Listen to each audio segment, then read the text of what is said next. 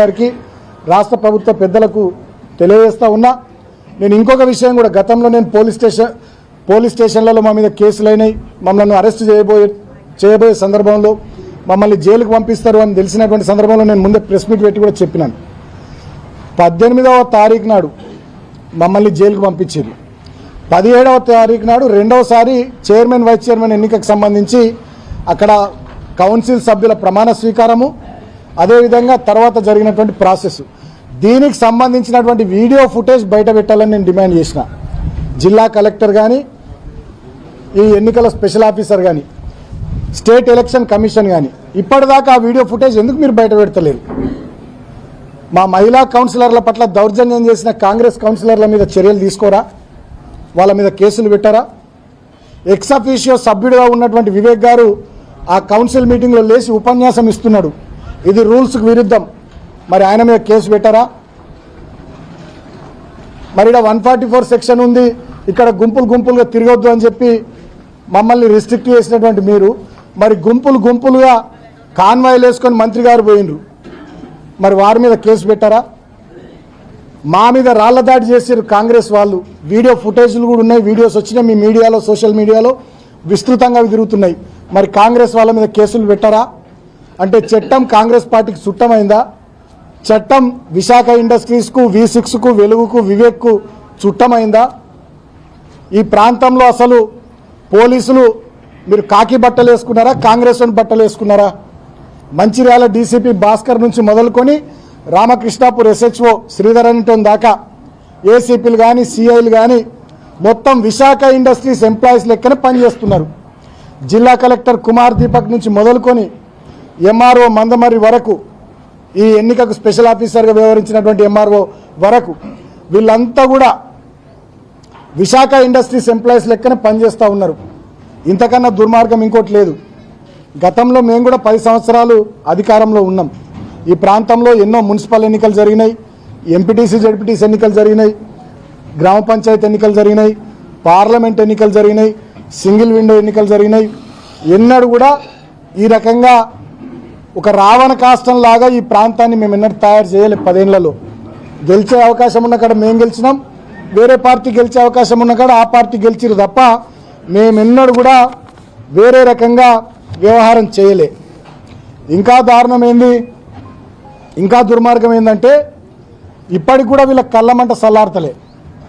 మా భూమయ్య గౌడ్ గారు 11th ward councillor, ఆయన ఇంటి మీద సింగరేణి అధికారులు 30 సంవత్సరాలు, వాళ్ళ నాన్నగారు అప్పటి నుంచి ఉంటున్న ఇల్లు 30 సంవత్సరాలు అయింది వాళ్ళు ఉండబట్టి, ఆయన భూమగౌడ్ గారి ఇంటి మీద పోయి దాడి చేస్తారు సింగరేణి వాళ్ళు.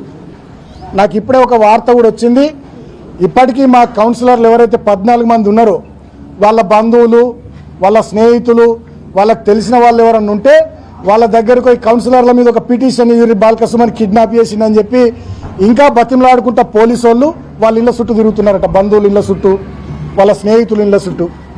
ఇంత జరిగిన తర్వాత కూడా రాష్ట్రమంతా మిమ్మల్ని చూ అన్నాక కూడా ఇంకా 14 మంది మా కౌన్సిలర్లకు సంబంధించి బీఆర్ఎస్ పార్టీ, సిపిఐ పార్టీ మేమే మా కౌన్సిలర్లను కిడ్నాప్ చేసినామని చెప్పి పిటిషన్ ఇవ్వమని ఇళ్ళ పొంటి తిరుగుతున్నారట పోలీసు వాళ్ళు. ఇక మీకు ఎందుకయ్యా ఆ కాకి యూనిఫామ్ పోలీసు వాళ్ళు? ఆ కాంగ్రెస్ బట్టలు, కాంగ్రెస్ కండువాలు వేసుకొని తిరగరాదురి. ఏమైనా బుద్ధి ఉందా? మీరేం పని చేస్తుర్రు? ప్రజలకు నమ్మకం, విశ్వాసం ఉంటుందా వ్యవస్థ మీద? మీరు కాంగ్రెస్ పార్టీ కార్యకర్తలు లెక్క కాకి డ్రెస్ వేసుకున్న పోలీసులకు ఇట్లా పనిచేస్తే ఎట్లా? 14 మంది కౌన్సిలర్లు మాతోనున్నారు.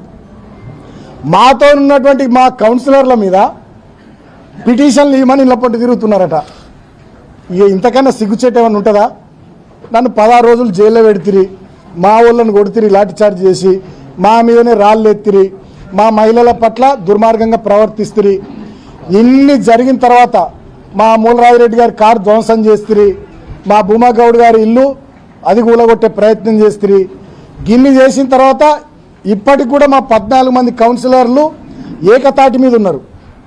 మీరిచ్చే బ్లాంక్ చెక్కులు, మీరిచ్చే కోట్లాది రూపాయల ఆఫర్లు తిరస్కరించి ఒక్కతాటి మీద ఉంటే ఇప్పటికి కూడా వాళ్ళని కిడ్నాప్ మేము చేసినట్టు ఏమైనా పిటిషన్లు ఇవ్వరని తిరుక్కుంటూ మళ్ళీ దాంట్లో కూడా FIRలు చేస్తారట.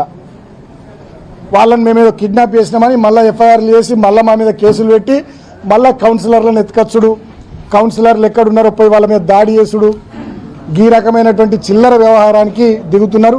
నేను మీడియాను కోరుతా ఉన్నా, మీడియా ద్వారా ఈ ప్రాంత ప్రజల్ని, రాష్ట్ర ప్రజల్ని కూడా కోరుతా ఉన్నా, గింత దుర్మార్గంగా, గింత దారుణంగా, ఇంత నిర్లజ్జగా, ఇక సిగ్గు శరము మానం మర్యాద అనేటువంటిది వదిలేసి ఇంత బ్లేటెంట్గా పట్టపగలు ప్రజాస్వామ్యాన్ని హత్య చేస్తూ, కూని చేస్తూ ఈ రకమైనటువంటి రాజకీయాలు మంత్రి వివేక్ గారు, ముఖ్యమంత్రి రేవంత్ గారు చేస్తున్నటువంటి తీరును గమనించమని నేను కోరుతున్నా.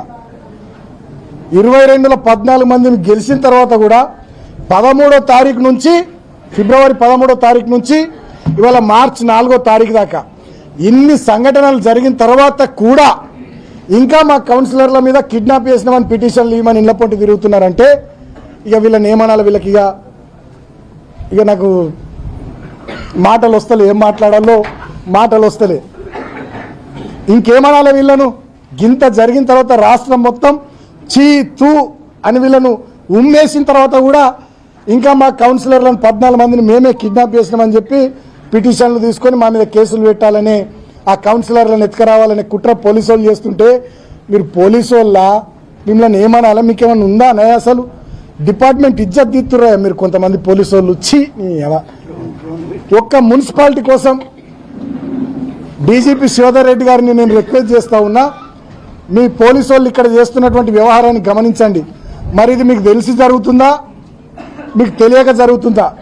డిపార్ట్మెంట్ పరువు పోతుంది, పోలీసుల పరువు పోతుంది. పోలీసులు కాంగ్రెస్ పార్టీ ఏజెంట్లు అయిపోయారు. కేతన్పల్లి మున్సిపాలిటీ ఎన్నికకు సంబంధించి మంచిర్యాల జిల్లాలో సిగ్గుమానం పోతుంది పోలీసు వాళ్ళది. జనాలు తిట్టుకుంటున్నారు, అసహించుకుంటున్నారు జనాలు మీ వైఖరి చూసి. గింత జరిగిన తర్వాత ఇలా నేను జైలుకి వెళ్ళి బయటకు వచ్చిన తర్వాత కూడా ఇప్పుడు నాకు లేటెస్ట్గా అందిన వార్త ఇది. ఇంకా కౌన్సిలర్ల మీద పిటిషన్లు వాళ్ళ చుట్టాలయో వాళ్ళకి తెలిసిన వాళ్ళో తీసుకొని మేమే మా కౌన్సిలర్లను కిడ్నాప్ చేసినట్టు మా మీద మళ్ళీ కేసులు, ఎఫ్ఐఆర్లట. ఇవ అన్యాయం పాడగాల. ఇక గింత జరిగిన తర్వాత ఇంకేముంటుంది? ఇక ఎటు పోతుంది ఈ ప్రాంతము, ఎటు పోతుంది ఈ రాష్ట్రము? ఏమనుకోవాలి? ఇక నేను కేతన్పల్లి ప్రజలకు విజ్ఞప్తి చేస్తున్నా, ఇక ఈ మున్సిపాలిటీ ఎన్నికని మీరే తేల్చాలి. ఇక మరి నేనేం చేయాలి? 13వ తారీఖు నుంచి, ఫిబ్రవరి 13వ తారీఖు నుంచి ఇవాళ మార్చి 4వ తారీఖు దాకా గిన్ని సంఘటనలు జరిగినాక కూడా ఇంకా సిగ్గు లేకుండా పోలీసు వాళ్ళు మా 14 మంది కౌన్సిలర్లకు సంబంధించి పిటిషన్లు తీసుకొని మళ్ళా మా మీద కేసులు పెట్టాలనే కుట్ర చేసి మా కౌన్సిలర్లను ఎత్తుకరావాలనే ప్రయత్నాలు చేయబోతున్నారంటే ఇక ఈ కేతన్పల్లి మున్సిపాలిటీలో మీరు ప్రజలుగా ఇక్కడ ఇచ్చినటువంటి తీర్పును పోలీసులు, కాంగ్రెస్ వాళ్ళు కాళ్ళ రాస్తుంటే మరి ఇంకో ప్రజా ఉద్యమానికి మనం సిద్ధం కావాల్సిందే. మరి ఏం చేస్తాం? ఇక ప్రజాస్వామ్యంలో నిరసనల రూపంలో, పోరాటాల రూపంలో తప్ప ప్రతిపక్షంగా మనం ఏం చేయగలుగుతాం? వాళ్ళ చేతిలో రాజ్యం ఉంది, వాళ్ళ చేతిలో పోలీసులు ఉన్నారు, తుపాకులు ఉన్నాయి, లాఠీలు ఉన్నాయి, అధికారం ఉంది. అక్కడ రేవంత్ రెడ్డి ఉన్నాడు నియంత, ఇక్కడ ఇంకా చోటా నియంత వివేక్ ఉన్నాడని చెప్పి పోలీసులు ఈ స్థాయిలో పెట్టేగిపోతే ఏం చేయాలి? ఇక అర్థం ఉందా? ఇక ఎన్నికలకేమన్నా అర్థం ఉందా? నాకు అర్థం కాదు. ఇక ఎన్నికలు ఎందుకు మరి? ఇక మీరే డైరెక్ట్ నామినేట్ చేసుకుంటే కదా, వివేక్ గారు నువ్వే డైరెక్ట్ నామినేట్ చేసుకుంటే కాదు ఇక కౌన్సిలర్లను, సర్పంచ్లను, ఎంపీటీసీలను, జెడ్పీటీసీలను, అంతే కదా. ఇక చెన్నూరు నియోజకవర్గంలో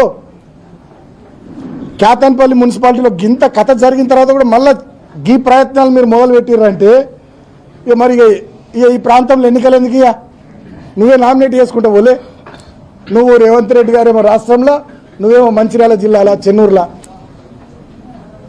ఇప్పటికైనా నేను ఇటువంటి పిచ్చి చర్యలు బంద్ చేసుకోవాలని పోలీసులను కోరుతున్నా. వాళ్ళ అధికార కాంగ్రెస్ పార్టీ, వాళ్ళు అధికారంలో ఉన్నారు, ఏం చేసినా చెల్లుతుందనేటటువంటి భ్రమలలో వాళ్ళు ఉన్నారు. వాళ్ళ చేతిలో మీరు పావులుగా మారి పోలీసులు మరి మీ స్థాయిని దిగజార్చుకొని పోలీస్ వ్యవస్థను భ్రష్టు పట్టిస్తూ పోలీసులు అంటే ప్రజలు అసహించుకునే కాడికి తీసుకొస్తున్నారు. మొన్న మా ఇంటి దగ్గర కూడా పెద్ద ఎత్తున నన్ను అరెస్ట్ చేసే సందర్భంలో మా కార్యకర్తలు నిరసన తెలిపితే శాంతియుతంగా వాళ్ళ మీద లాఠీచార్జ్ చేశారు. డీసీపీ అంటాడట, ఏసీపీ అంటాడట, కొట్టుర్రా కొడుకుల్ని అని. సరే కొట్టిర్రు, ఓకే, మంచిది, ఓకే, మీ టైం కొట్టిరు కదా, సరే మంచిది, సంతోషం. అదే రోజు 17వ రోజు కూడా మా కార్యకర్తలను కొట్టిర్రు.